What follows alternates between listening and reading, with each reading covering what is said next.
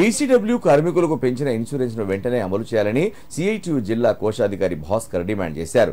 Welfare బోర్డును private insurance కంపెనీలకు ఇవ్వడాన్ని CITU తీవ్రంగా వ్యతిరేకిస్తుందని పేర్కొన్నారు. రాబోయే కాలంలో భవన నిర్మాణ కార్మికులు ఎదుర్కొంటున్న అనేక సమస్యలపై పోరాటాలు నిర్వహిస్తామని ఆయన పేర్కొన్నారు. సిద్దిపేట జిల్లా దుబ్బాక సిఐటియు కార్యాలయంలో సిఐటియు పట్టణ కన్వీనర్ కొంపల్లి భాస్కర్ అధ్యక్షతన మండల స్థాయి building and other construction workers సమావేశాన్ని నిర్వహించారు. ఈ సమావేశానికి ముఖ్య అతిథిగా ఆయన హాజరై మాట్లాడారు. సిఐటియు అనేక పోరాటాలు చేసి సాధించుకున్న హక్కులను రాష్ట్ర ప్రభుత్వం ప్రైవేటు సంస్థల పరం చేయడం బీసీడబ్ల్యూ కార్మికులకు అన్యాయం చేయడమేనన్నారు. రాష్ట్ర ప్రభుత్వం ఇటీవల జీవో విడుదల చేస్తూ భవన నిర్మాణ కార్మికులకు వర్తించే ఇన్సూరెన్స్ సౌకర్యాన్ని పెంచిందన్నారు. ప్రమాదవశాత్తు మరణిస్తే గతంలో 6 లక్షలు ఉంటే వాటిని 10 లక్షలకు, సాధారణ మరణం చెందితే 1,30,000 నుండి 2 లక్షలకు పెంచిందన్నారు.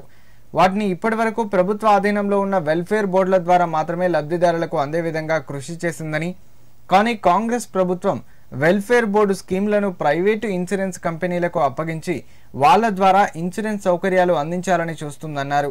దీనిని బీసీడబ్ల్యూ సిఐటియు పూర్తిగా వ్యతిరేకిస్తుందని, వీటిని ప్రభుత్వమే వెల్ఫేర్ బోర్డు ద్వారా మాత్రమే అందించాలని డిమాండ్ చేశారు. అనంతరం మండల నూతన కార్యవర్గాన్ని ఎన్నుకోవడం జరిగిందని ఆయన పేర్కొన్నారు. ఈరోజు సిద్దిపేట జిల్లా దుబ్బాక మండల కేంద్రంలో మండల పరిధిలోని వివిధ గ్రామాల భవన నిర్మాణ కార్మికులతో విస్తృతస్థాయి సమావేశం నిర్వహించడం జరిగింది. ఈ విస్తృతస్థాయి సమావేశంలో కొన్ని అంశాలు చర్చించి భవిష్యత్ కార్యాచరణకు రూపొందించడానికి ప్రణాళిక తయారు చేసుకోవడం జరిగింది. అదేవిధంగా నూతన కార్యవర్గాన్ని కూడా ఎన్నుకోవడానికి ఈ విస్తృతస్థాయి సమావేశంలో ఏర్పాటు చేసుకోవడానికి ప్రయత్నం జరిగింది. వీటితో పాటు గత కొన్ని సంవత్సరాలుగా సిఐటియు అనుబంధ భవన నిర్మాణ కార్మిక సంఘం ఆధ్వర్యంలో అనేక పోరాటాలు చేసిన ఫలితంగా భవన నిర్మాణ కార్మికులకు వర్తించేటువంటి బెనిఫిట్స్, భవన నిర్మాణంలో ఉన్నటువంటి మెటర్నిటీ కానీ మ్యారేజ్కి కానీ 30,000 50,000 పెంచడం జరిగింది.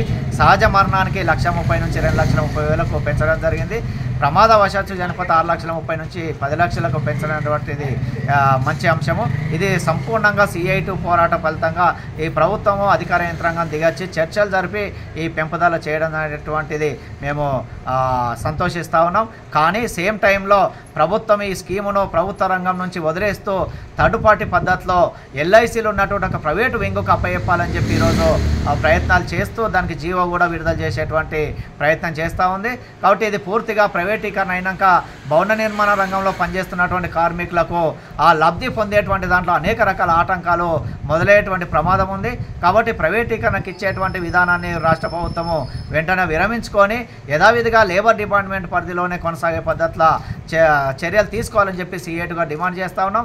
అదేవిధంగా ఈ నెల 27 తారీఖున భవన నిర్మాణ కార్మిక సంఘం జిల్లా మహాసభ సిద్దిపేట కార్మిక కర్షక భవనంలో నిర్వహించబోతా ఉన్నాం. ఆ మహాసభకు కూడా ఈ మండలం పరిధిలో ఉన్నటువంటి భవన నిర్మాణ రంగాల అన్ని రంగాల కార్మికులు పెద్ద సంఖ్యలో కదిలొచ్చి ఈ మహాసభను కూడా జయప్రదం చేయాలని చెప్పి సిఐటిగా కార్మిక వర్గానికి పిలుపునిస్తా ఉన్నాం.